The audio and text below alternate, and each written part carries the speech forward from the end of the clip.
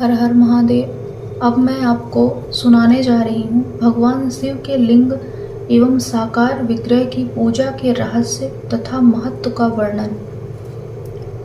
सूत जी कहते हैं, सौनक, जो श्रवण, कीर्तन और मनन इन तीनों साधनों के अनुष्ठान में समर्थ न हो, वह भगवान शंकर के लिंग एवं मूर्ति की स्थापना करके नित्य उसकी पूजा करे तो संसार सागर से पार हो सकता है। वचना अथवा छल न करते हुए अपनी शक्ति के अनुसार धन राशि ले जाए और उसे शिवलिंग अथवा शिव मूर्ति की सेवा के लिए अर्पित कर दे। साथ ही निरंतर उस लिंग एवं मूर्ति की पूजा भी करे। उसके लिए भक्ति भाव से मंडप, गोपुर, तीर्थ, मठ एवं क्षेत्र की स्थापना करे तथा उत्सव रचाए। वस्त्र, गंध, पुष्प, धूप, दीप तथा पुआ और शाक आदि व्यंजनों से युक्त भांति भांति के भक्ष भोजन अन्न नैवेद्य के रूप में समर्पित करे। छत्र, ध्वजा, व्यजन, चामर तथा अन्य अंगों सहित राजोपचार की भांति सब सामान भगवान शिव के लिंग एवं मूर्ति को चढ़ाएं। प्रदक्षिणा, नमस्कार तथा यथाशक्ति जप करें। आवाहन से लेकर विसर्जन तक सारा कार्य प्रतिदिन भक्ति भाव से संपन्न करें। इस प्रकार शिवलिंग अथवा शिव मूर्ति में भगवान शंकर की पूजा करने वाला पुरुष श्रवणादि साधनों का अनुष्ठान न करे तो भी भगवान शिव की प्रसन्नता से सिद्धि प्राप्त कर लेता है। पहले के बहुत से महात्मा पुरुष लिंग तथा शिव मूर्ति की पूजा करने मात्र से भव बंधन से मुक्त हो चुके हैं। ऋषियों ने पूछा, मूर्ति में ही सर्वत्र देवताओं की पूजा होती है, लिंग में नहीं। परंतु भगवान शिव की पूजा सब जगह मूर्ति में और लिंग में भी क्यों की जाती है? सूत जी ने कहा, मुनीश्वरों, तुम्हारा यह प्रश्न तो बड़ा ही पवित्र और अत्यंत अद्भुत है। इस विषय में महादेव जी ही वक्ता हो सकते हैं। दूसरा कोई पुरुष कभी और कहीं भी इसका प्रतिपादन नहीं कर सकता। इस प्रश्न के समाधान के लिए भगवान शिव ने जो कुछ कहा और उसे मैंने गुरु जी के मुख से जिस प्रकार सुना है उसी तरह क्रमशः वर्णन करूंगा। एकमात्र भगवान शिव ही ब्रह्म रूप होने के कारण निष्कल निराकार कहे गए हैं। रूपवान होने के कारण उन्हें सकल भी कहा गया है, इसलिए वे सकल और निष्कल दोनों हैं। शिव के निष्कल निराकार होने के कारण ही उनकी पूजा का आधारभूत लिंग भी निराकार ही प्राप्त हुआ है, अर्थात शिवलिंग शिव के निराकार स्वरूप का प्रतीक है। इसी तरह शिव के सकल या साकार होने के कारण उनकी पूजा का आधारभूत विग्रह साकार प्राप्त होता है, अर्थात शिव का साकार विग्रह उनके साकार स्वरूप का प्रतीक होता है। सकल और अकल समस्त अंग आकार सहित साकार और अंग आकार से सर्वथा रहित निराकार रूप होने से ही वे ब्रह्म शब्द से कहे जाने वाले परमात्मा हैं। यही कारण है कि सब लोग लिंग निराकार और मूर्ति साकार दोनों में ही सदा भगवान शिव की पूजा करते हैं। शिव से भिन्न जो दूसरे देवता हैं वे साक्षात ब्रह्म नहीं हैं, इसलिए कहीं भी उनके लिए निराकार लिंग नहीं उपलब्ध होता। पूर्व काल में बुद्धिमान ब्रह्मपुत्र संत कुमार मुनि ने मंदराचल पर नंदिकेश्वर से इसी प्रकार का प्रश्न किया था। संत कुमार बोले, भगवान शिव से भिन्न जो देवता हैं उन सब की पूजा के लिए सर्वत्र प्रायः वेर मूर्ति मात्र ही अधिक संख्या में देखा और सुना जाता है। केवल भगवान शिव की ही पूजा में लिंग और वेर दोनों का उपयोग देखने में आता है। अतः कल्याण में नंदिकेश्वर इस विषय में जो तत्व की बात हो उसे मुझे इस प्रकार बताइए जिससे अच्छी तरह समझ में आ जाए। नंदकेश्वर ने कहा, निष्पाप ब्रह्मकुमार, आपके इस प्रश्न का हम जैसे लोगों के द्वारा कोई उत्तर नहीं दिया जा सकता, क्योंकि यह गोपनीय विषय है और लिंग साक्षात ब्रह्म का प्रतीक है। तथापि आप शिव भक्त हैं, इसलिए इस विषय में भगवान शिव ने जो कुछ बताया है उसे ही आपके समक्ष कहता हूँ। भगवान शिव ब्रह्म स्वरूप और निष्कल निराकार हैं, इसलिए उन्हीं की पूजा में निष्कल लिंग का उपयोग होता है। संपूर्ण वेदों का यही मत है। संत कुमार बोले, महाभाग योगेंद्र, आपने भगवान शिव तथा दूसरे देवताओं के पूजन में लिंग और वेर के प्रचार का जो रहस्य विभाग पूर्वक बताया है वह यथार्थ है। इसलिए लिंग और वेर की आदि उत्पत्ति का जो उत्तम वृत्तांत है उसी को मैं इस समय सुनना चाहता हूँ। लिंग के प्राकट्य का रहस्य सूचित करने वाला प्रसंग मुझे सुनाइए। इसके उत्तर में नंदिकेश्वर ने भगवान महादेव के निष्कल स्वरूप लिंग के आविर्भाव का प्रसंग सुनाना आरंभ किया। उन्होंने ब्रह्मा तथा विष्णु के विवाद, देवताओं की व्याकुलता एवं चिंता, देवताओं का दिव्य कैलाश शिखर पर गमन, उनके द्वारा चंद्रशेखर महादेव का अस्तवन, देवताओं से प्रेरित हुए महादेव जी का ब्रह्म और विष्णु के विवाद स्थल में आगमन तथा दोनों के बीच में निष्कल आदि अंतर रहित भीषण अग्नि स्तंभ के रूप में उनका आविर्भाव आदि प्रसंगों की कथा कही। तदंतर श्री ब्रह्मा और विष्णु दोनों के द्वारा उस ज्योतिर्मय स्तंभ की ऊंचाई और गहराई का थाह लेने की चेष्टा एवं केतकी पुष्प के शाप वरदान आदि के प्रसंग भी सुनाए।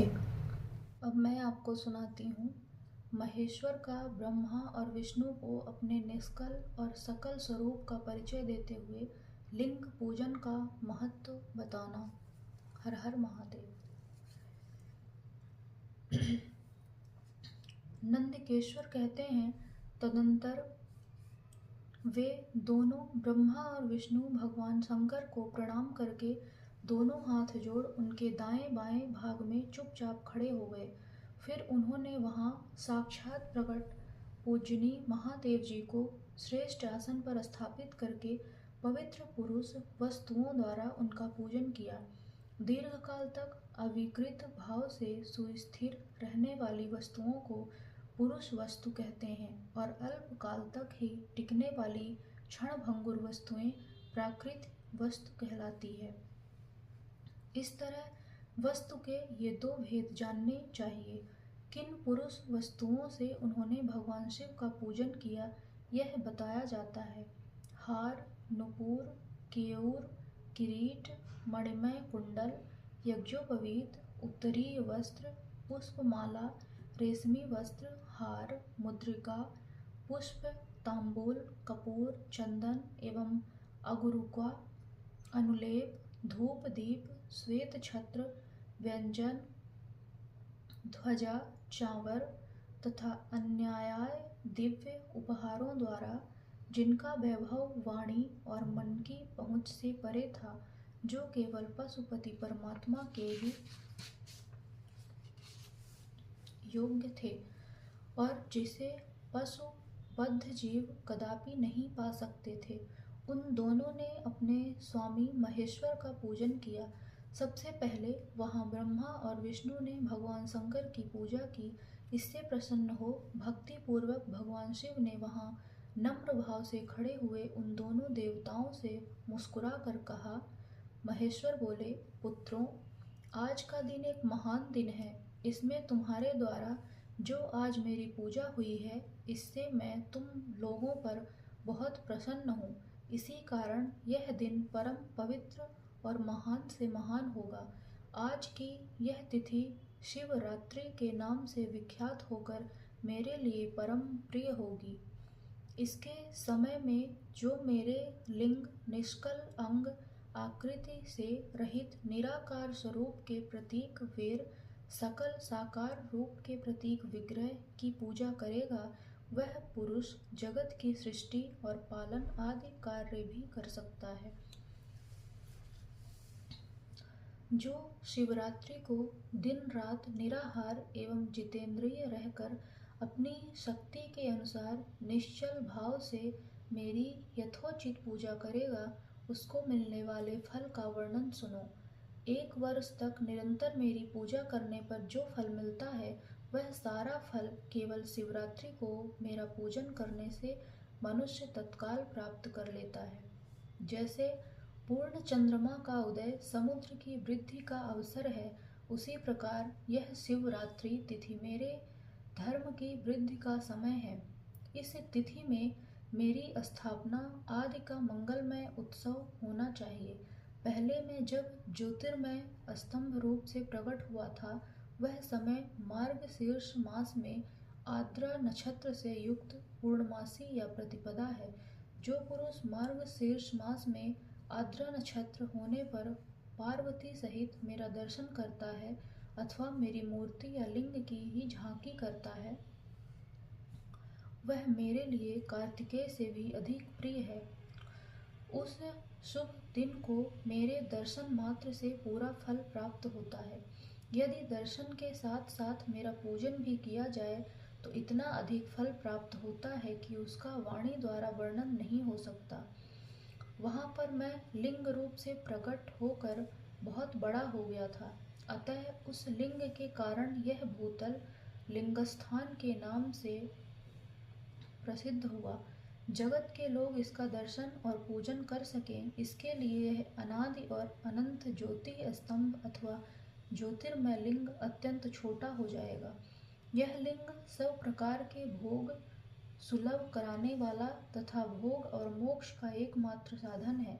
इसका दर्शन, स्पर्श और ध्यान किया जाए तो यह प्राणियों को जन्म और मृत्यु कष्ट से छुड़ाने वाला है। अग्नि के पहाड़ जैसा जो यह शिवलिंग यहाँ प्रकट हुआ है, इसके कारण यह स्थान अरुणाचल नाम से प्रसिद्ध होगा।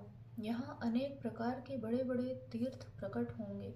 इस स्थान में निवास करने या मरने से जीवों का मोक्ष तक हो जाएगा।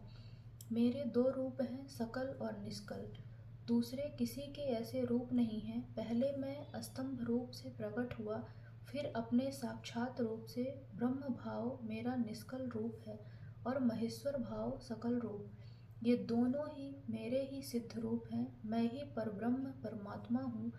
कला युक्त और अकल मेरे ही स्वरूप हैं। ब्रह्म रूप होने के कारण मैं ईश्वर भी हूँ। जीवों पर अनुग्रह आदि करना मेरा कार्य है। ब्रह्म और केशव मैं सबसे बृहत और जगत की वृद्धि करने वाला होने के कारण ब्रह्म कहलाता हूँ। सर्वत्र सम रूप से स्थित और व्यापक होने से मैं ही सबका आत्मा हूँ। सर्ग से लेकर अनुग्रह तक आत्मा या ईश्वर से भिन्न जो जगत संबंधी 5 कृत्य हैं, वे सदा मेरे ही हैं। मेरे अतिरिक्त दूसरे किसी के नहीं हैं, क्योंकि मैं ही सबका ईश्वर हूँ। पहले मेरी ब्रह्म रूपता का बोध कराने के लिए निष्कल लिंग प्रकट हुआ था। फिर अज्ञात ईश्वरता का साक्षात्कार कराने के निमित्त मैं साक्षात जगदीश्वर ही सकल रूप में तत्काल प्रकट हो गया। अतः मुझमें जो ईशत्व है, उसे ही मेरा सकल रूप जानना चाहिए, तथा जो यह मेरा निष्कल स्तंभ है, वह मेरे ब्रह्म स्वरूप का बोध कराने वाला है। यह मेरा ही लिंग चिन्ह है। तुम दोनों प्रतिदिन यहाँ रहकर इसका पूजन करो। यह मेरा ही स्वरूप है और मेरे समीप्य की प्राप्ति कराने वाला है। लिंग और लिंगी में नित्य अभेद होने के कारण मेरे इस लिंग का महान पुरुषों को भी पूजन करना चाहिए। मेरे एक लिंग की स्थापना करने का यह फल बताया गया है कि उपासक को मेरी समानता की प्राप्ति हो जाती है। यदि एक के बाद दूसरे शिवलिंग की भी स्थापना कर दी गई, तब तो उपासक को फल स्वरूप से मेरे साथ एकत्व संयोज्य मोक्ष रूप फल प्राप्त होता है। प्रधानतया शिवलिंग की ही स्थापना करनी चाहिए। मूर्ति की स्थापना उसकी अपेक्षा गौण कर्म है। शिवलिंग के अभाव में सब ओर से सवेर मूर्ति युक्त होने पर भी वह स्थान क्षेत्र नहीं कहलाता। आज के वीडियो में इतना ही। मिलते हैं नेक्स्ट वीडियो में। तब तक के लिए हर हर महादेव।